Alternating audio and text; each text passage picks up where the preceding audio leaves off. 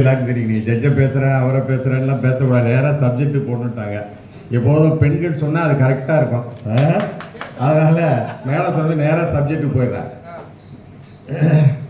அரிது அரிது மானிடராய் பிறந்தது அரிது தத்துவத்தில் தான் ஆரம்பிக்கிறது. இது அவைய வாக்கு, அது தெரியும். ஆதலினால் மானுடனாய் வாழ்வதே சிறப்பு. மானுடன்னாக்க மனிதன் தன்னை பற்றி நினைப்பான், தன் குடும்பத்தை. மானுடன்னா உடன் இருப்பவரை பற்றி. இந்த மானுடனா நான் இருக்கிறதுனால தான் இந்த அவேர்னஸுக்கு 72 வயசு வீட்டிலே இருக்கலாம். 6 வருஷம் சைபர் செல்ல இருந்தோம். எனக்கு எதனால் இந்த குற்றங்கள் நடக்குது, அது என்ன மருந்துங்கிறது எனக்கு தெரியும். அதை நம்ம ஷேர் பண்ணுவோம். நான் சொல்லிகிட்டே இருப்பேன். ஏன்னா நான் பதவி ஓய்வு பெற்றது அடிஷ்னல் எஸ்பி. இப்போ அதான் மிஸ்டர் பிரபாகரன் இருக்கார்ல, அது என்னென்னா சப் இன்ஸ்பெக்டர்லேருந்து வந்தது. உழைப்பதில் தான் இன்பம். நான் எஸ்பி ஆகணும், டிஜிபி ஆகணும் சின்ன வயசுல நினச்சதில்லை, அப்பவும் நினச்சதில்லை. ஆனால் அந்த பதவிக்கு டிபார்ட்மெண்ட் மரியாதை கொடுக்கறத விட ஜஸ்டிஸ், இப்போ வர்க்க 2 ஜட்ஜும் எளிமை. அவங்க ஜஸ்டிஸ் கொடுக்கறது இருக்கட்டும், எளிமை இருக்குமா ஒரு பதவி, டாப் போஸ்ட். இது என்ன எளிமையாக இருக்காங்க. சாதாரணமாக பேசுவேன். இப்போ என்ன இவன் ஒருத்தர் ஏடிஎஸ்பி ரிட்டையர் ஆகி இப்படி பேசுகிறான்னு அதை ஒன்றுமே நினைக்கல. அவ்வளோ எல்லாம் நிறைய ஜட்ஜஸ் பேசுவாங்க. அது மாதிரி ஒரு எளிமையான. இப்போ பிரசிடெண்ட்டை கூட்டதுனால தான் நான் இங்கே வர முடிஞ்சுது. இப்போ இத்தனை அட்வொகேட்ஸாக பார்க்க முடிஞ்சுது. ஆனால் அட்வொகேட்டு கூடும்போது யார் பேச்சாளர், இந்த ஒரு ஏடிஎஸ்பி, என்ன ஒரு ஏடிஎஸ்பியை கூப்பிடுறேன் அப்படின்னு சொல்லிட்டு 2 ஜட்ஜு கூட அதை ரிஜெக்ட் பண்ணியிருக்கலாம். நான் வேறு எதுக்காக கூப்பிடுங்கன்ட்டு. அவங்க எம்எச்ஏ உறுப்பினர், அது வேற. அதுபோல் வந்ததுக்கு ஜஸ்டிஸ் 2 பேருக்குமே நன்றி, அவங்க எடுத்தாங்க. அதில் என்னென்னா நம்ம பேசும்போது நமக்கு ஒரு மோட்டிவேஷன் டயத்தை கொடுத்தாங்க. அவங்களுக்கு எவ்வளோ சப்ஜெக்ட் தெரியும், பேசினா 1 ஹவர் பேசிக்கிட்டே இருக்கலாம். நம்ம பேசுங்கிறதுக்காக நிறுத்திட்டு டைம் கொடுத்தாங்க. எனக்கு ஒரு டைம் வந்திருக்கு, உங்களுக்கும் ஒரு நல்ல டைம் வந்திருக்கு. இப்போ இதோட இப்போ நான் எப்போதும் நான் என்ன சொல்கிறதுனாக்க, நான் சைபர் கிரைமை எப்படி புரிஞ்சுக்கிட்டேன் அப்படி தான் சொல்கிறேன். நீங்கள் அங்கே என்னுடைய, அதாவது இந்த சட்டங்கள் சீனியர் உட்காந்துருக்காங்க. மிஸ்டர் தியாகராஜன், நிறைய பேர் சீனியர் அட்வொகேட் இருக்காங்க, ஜட்ஜஸ் நிறைய படித்தவங்க, சட்டத்தில் பட்டம் பெற்றவங்க. சட்டத்தில் பட்டம் வாங்கலைன்னா ஒய்ஃபு வாங்கியிருக்காப்புல. நான் படித்து அதோட நிறுத்திட்டேன். இப்போ ஒரு சொன்னேன்ல, அங்கே போய் படித்ததெல்லாம் எனக்கு படித்து அது எக்ஸாம் எழுதி கரெக்டாக பாஸ் பண்ணணும். சும்மா போய் இந்த ரிட்டையர் ஆனோட போய் அட்வொகேட்னு ஒரு படத்தை தூக்கிட்டு வந்துட்டேன். அது எனக்கு பிடிக்கல. நான் அது சேரல. ஒய்ஃபு கூட நீங்கள் அட்வொகேட் அதெல்லாம் வேண்டாம், நமக்கு என்ன வழி, சைபர் கிரைம் அதில் போட்டு நான் அதை பண்ணலை. இந்த மாதிரி ஒரு சபையில் இது 100 ஆண்டுக்கு மேலே உள்ள எம்எச்ஏ இதில் பேசுகிறேன்னு சொன்னால் எனக்கு என் பேரன் கூட கேட்பான், நீ சொன்னதே தானே சொல்ல போகிற தாத்தா, எதுக்கு சும்மா படிக்கிற? அப்பா அப்படி இல்லை, ஆடியன்ஸ் வேறு. இங்கே என்ன சொல்லணும், சப்ஜெக்ட் இருக்குது, ஆடியன்ஸுக்கு என்ன சொல்லணுமோ. இப்போ டார்கெட் எல்லாமே விவரம் தெரிஞ்சவங்க. அதனால் இதாக பேசுகிறேன்னு சொல்லுவேன். இப்போ எதுக்கு இது ஒரு பட்ட அனுபவத்துக்கு என்ன சொல்கிறேன்னாக்கா, இந்த சோஷியல் நெட்வொர்க்கை பற்றி சொல்லணும். அதாவது என்னன்னாக்கா, இதுக்கு என்ன மருந்து கொடுக்கலாம். நான் 53 பிறந்தேன். 58 பட்டுக்கோட்டை கல்யாண சுந்தரம் பதிபக்திங்கிற ஒரு படத்தில் ஒரு பாட்டு எழுதுறாரு. அதாவது ரிக்ஷாக்காரங்களா சிவாஜியும் சந்திரபாபுவும். அந்த கேரக்டருக்கு அவன் என்ன சொல்லுவான், பட தயாரிப்பாளர், இந்த மாதிரி நீங்கள் இந்த கதைக்கு ஒரு பாட்டு எழுதுங்கன்னு சொல்லுவான். சம்பளம் அவன் கொடுப்பான். சம்பளத்துக்காக பாட்டு எழுதலை, சமுதாயத்தை கண்ணில் வச்சுக்கிட்டு, கணக்கில் வச்சுக்கிட்டு, அறிவில் வச்சுக்கிட்டு ஒரு பாட்டு எழுதிருக்காரு. நான் பாட மாட்டேன், நான் பாடிடுறேன், நீங்கள் பாடுன்னு நினச்சிங்க. திண்ணை பேச்சு வீரரிடம் ஒரு கண்ணாயிருக்கணும் அண்ணாச்சி. இவர் சிவாஜி பாடுவார், சந்திரபாபு.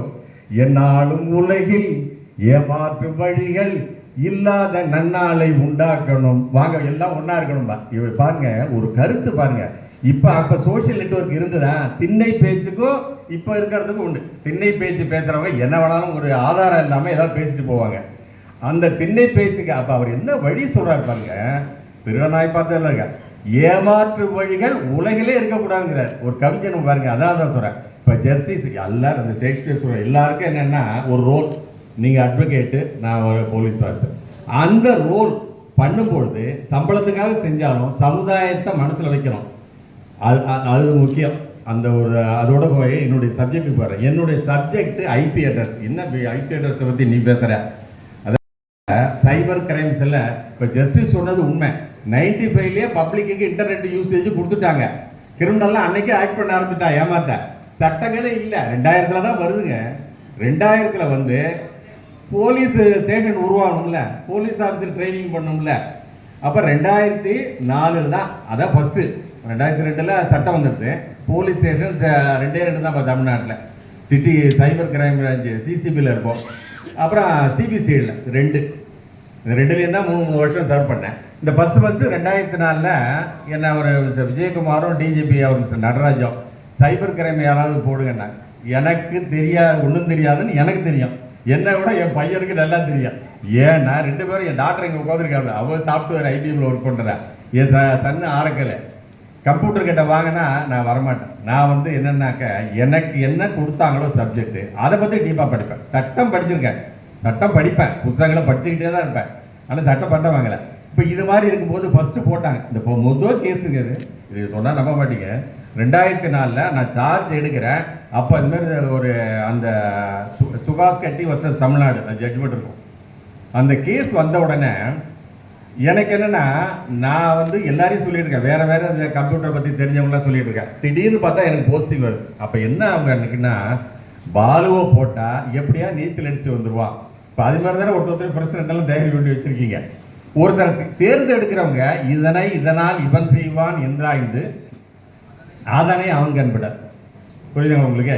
இப்போ என்ன போட்டுட்டாங்க. போட்ட பிறகு எனக்கு ஐபி அட்ரஸை கற்றுக் கொடுத்தவர் யார் தெரியுமா? அவர் இருக்கார், விஜயகுமார். சரி, விஜயகுமார் அவர் வந்து நான் வந்து மெட்ராஸ் யூனிவர்சிட்டியில் போய் டிப்ளமா பிஜி டிப்ளமா படிக்கிறேன். அதுக்கு வந்து பர்மிஷன் வாங்கி எல்லாம் பண்ணி எல்லாம் என் பையன் தான் பணம் கட்டினான் 30,000. அப்போ அவர் போவேன். எனக்கு வந்து ஏசிங்கிறது அங்கே போய் உட்காருவான். நமக்கு அப்போ வயசாகி போயிட்டு அது படிக்கணும், புரிஞ்சுக்கணும். எனக்கு ஐபி அட்ரஸ்னால் இன்சால்வன்சி பர்சன் அதுதான் தெரியும். இன்டர்நெட் ப்ரோட்டோக்கால் அட்ரஸ் தெரியாதுங்கிற சொல்ல முடியுமா? நான் பப்ளிக் வருவான். அப்போ போய் அவர் எனக்கு பொறுமையாக சொல்லிக் கொடுப்பார். பொறுமையாக சொல்லிக் கொடுத்தது மட்டும் இல்லை, என்னுடைய எழுத்து ஒரு தடவை எழுதுனேன்னா ஒரு தடவை கூட நானே படிக்க மாட்டேன். அது ஆட்டோமேட்டிக்காக இதாகிடும். என்னன்னா அப்போவே நான் சைபர் கிரைமுக்கு வர போகிறேன்ட்டு அப்படி போயிட்டு நான் வந்து போலீஸ் தானே வரப்போகிறேன். எனக்கு வந்து புழுக்காவல்ல போலீஸு என்னுடைய அங்கிள் கிருஷ்ணசாமின்னு பேர். அவர் வந்து ஷெர்லாக் ஹோமோ தமிழ்நாடு போலீஸுப்பாங்க. அது 10th எனக்கு அது அப்படியே மனசில் ஊறி போச்சு. போலீஸ் தான் வரணும், போலீஸுக்கு என்ன ஒரு டிகிரி போகுதுன்ட்டு ஒரு 45 மார்க் வாங்கினா போதுமா, இப்படியே தான் நான் கணக்கு பண்ணி ஆனால் புத்தகத்தையே படிச்சிருவேன். ஆனால் மார்க் 45-50 தான். அது ஒரு கதை. எதுக்கு சொல்ல வரேன்னா, அந்த ஐபிஎல்எஸ் அவர் வந்து விஜயகுமார் வந்து குளோபல் லெவலில் இருப்பார். அதனால தான் அவர் செக்ரட்டரி அல்லது பிரசிடென்ட் ஏதாவது ஒரு போஸ்ட்டில் இருப்பார் அவர். ஏன்னா இந்த சைபர் சோசியலில் பணம் கிடையாது. பட் ஆனால் அறிவார்ந்தவர்கள் இருக்கணும்ல, அதுக்காக தான் அவர் செக்ரட்டரியாக இருக்கார், ஏற்கனவே பிரசிடெண்ட்டாக இருந்தார். இப்போ இதில் என்ன ஐபி அட்ரஸ் என்னன்னா, அப்போ வந்து 2004 நான் என்ன நினச்சேன்னாக்க, மனிதனுடைய ஹிஸ்ட்ரியில் கம்யூனிகேஷன் எப்படி ஸ்டார்ட் ஆச்சு சொல்கிறீங்களா, அதே சைகையில் தான் இப்போவும் இருக்குது. ஆனால் இப்போ என்ன பண்ணிட்டோம், அவுட் சோர்ஸ் பண்ணிட்டோம். எதுக்கு அவுட் சோர்ஸ் பண்ணிட்டோம்? Computer, internet, network. இப்போ இவங்களுக்கு அவுட் சோர்ஸ் பண்ணிட்டோம். இப்போ ஸ்டாண்டலோன் கம்ப்யூட்டரில் ஒரு தகவல் இருந்தால் அங்கேயும் கிரைம் பண்ணலாம். ஆனால் அது ட்ராவல் பண்ணும்போது தான் அதிக பிரச்சனைகள் வரும். இப்போ நான் ட்ராவல் பண்ணணும்னா அதுக்கு ஒரு பேர் கொடுக்கணும். எதுக்கு? கம்யூனிகேஷனுக்கு. இப்போ நான் வந்து காஞ்சிபுரம் போகணும், வெஹிக்கிளில் போகிறேன். வெஹிக்கிளில் மனிதன் ஹியூமன் ட்ராவல் பண்ணுறான். நான் ஒரு வண்டியில் போகிறேன். அந்த வண்டிக்கு நான் பிரையோன்னு வச்சுங்களேன், ஏதோ ஒரு வண்டி, அதுக்கு ஆர்சி நம்பர் இருக்கணும். வண்டிக்கு ஐபி நம்பர், ஆர்சி நம்பர். எனக்கு ஐபி நம்பர் பாலு. குழந்தை பிறந்த உடனே பேர் வைக்கிறாங்க. இப்போ இங்கே ஒரு போடும்போது பாலுன்னு போட்டால் தானே நான் வந்து நிற்கலாம். இப்போ சைபர் பாலுங்கிறது இப்போ சேர்ந்துருது. இந்த சைபர் பால் வந்து சொல்லிடுறேன், என்ன சொன்னதுனால நான் சொல்லிடுறேன். நான் போட்ட உடனே என் பேட்ச்மேட்டை இந்த சைபர் பால் வந்துட்டார். சைபர் பால் வந்து சிரிப்பான். என்னன்னா, ஆமாம், சைபர் பால் வந்து எதுக்கு சொல்லுவான்னாக்க, எனக்கு ஒன்றும் தெரியாது, நான் உனக்கு தாண்டா ஒன்றும் தெரியாது. ஆனால் இப்போ சிரிக்கக்கூடாது. இப்போ சைபர் பால்னா யாராவது பட்டுக்கோட்டைகள்னா ஊர் பேர் வந்தது, எனக்கு ஒரு ஸ்பேஸ் பேரே வந்துடுது. நான் கொடுக்கல, அது ஆண்டவனாக பார்த்தோம், இயற்கையாக பார்த்தோம். என் பேட்ச்மேட்டை சைபர் பால். இப்போ ஏதாவதுன்னா எனக்கு பாலுங்கிறது நிறைய இருக்கா, அதனால் அந்த சைபர் பால்னு சொல்லும்போது அது தனிமைப்படுத்துறது, அது ஒரு புறம் இருக்கட்டும். இப்போ அந்த ஐபி அட்ரஸ் என்ன சொல்கிறேன்னா, இப்போ முதலே சொன்னல, கம்யூனிகேஷன் போகணுன்னா ஃப்ரம் டு அட்ரஸ். இந்த ஐபி அட்ரஸ் இல்லாமல் இந்த கம்யூனிகேஷன் சர்வருக்கு ரீச் ஆகாது. எந்த மெயிலாக இருந்தாலும் இருந்தாலும். இப்போ யார் அனுப்பிச்சா அப்படின்னு கண்டுபிடிக்கிறதுக்கு இந்த ஐபி அட்ரஸுங்கிறது வெரி வெரி இம்பார்ட்டன்ட். இப்போ நீங்கள் ஒரு ஆக்சிடென்ட் கேஸு சார்ஜ் ஷீட் போடுறீங்க, அதில் வெஹிக்கிளோட இப்போ நானே ஒரு ஆக்சிடென்ட் பண்ணிட்டேன்னு வச்சுங்களேன், நான் என்னுடைய வண்டி பிரேயோ ஓட்டி பால் ஆக்சிடென்ட் பண்ணிட்டான்னு போட்டு சார்ஜ் ஷீட் போட்டால் சார்ஜ் ஷீட் எடுப்பாங்களா? யாராவது எடுப்பாங்களா? என்னையா பிரேயோனா எத்தனையா இருக்கியா? பிரேயோட ஆர்சி நம்பர் எங்க? அதை போடுங்க ரெஜிஸ்ட்ரேஷன் நம்பரை, அதான அர்த்தம். அப்போ இப்போ இமெயிலில் என்னுடைய இமெயில் balu@gmail.com இருக்குது. இதனுடைய பாஸ்வேர்டு என் சன்னு டாக்டருக்கு தெரியும். அது எப்படி தெரியும்னு கேட்காதீங்க, ஷோல்டர் தப்பிங்க இல்லை நானே கூட கொடுத்துருக்கலாம், ஏதோ ஒரு இது அனுப்புவேன். இப்போ ஒரு மெயிலேருந்து அனுப்பப்பட்டிருக்குனாக்க அது நான் தான் அனுப்பிச்சேன்னு சொல்லக்கூடாது, சொல்லுங்களா? அதை போலீஸோட வேலை இன்வெஸ்டிகேஷனுங்கிறது போலீஸோட வேலை. அவங்க அதை பண்ணி தான் அது வந்து அந்த எந்த டிவைஸ் தான் முதல்ல கண்டுபிடிக்க முதல்ல அவுட் சோர்ஸ் சொல்லிட்டு இல்லை. சைபர் கிரைம்ங்கிறது சைபர் ஸ்பேஸில் மனிதன் தான் கிரைம் பண்ணுறான் பிகைண்டில், ஆனால் அதை ஆக்ட் பண்ணுறது வந்து கம்ப்யூட்டர் தான். அப்போ எந்த டிவைஸ்ன்னு கண்டுபிடிச்சாதான் அதுக்கப்புறம் இன்வெஸ்டிகேஷன் பண்ணணும். அந்த டிவைஸ் அவர்கிட்ட இருந்துதான். இப்போ அவர் மொபைலில் தொலைச்சிருப்பான், தெரிஞ்சுங்களா? ஒன்று இல்லை ஏதோ பாஸ்வேர்டை ஹேக் பண்ணியிருப்பான், இதெல்லாம் இருக்குது. இவ்வளவு கண்டுபிடிச்சாதான் மனிதன்கிட்ட போக முடியும். இப்போ இதில் என்ன சொல்கிறேன்னா, இந்த ஐபி அட்ரஸு சரி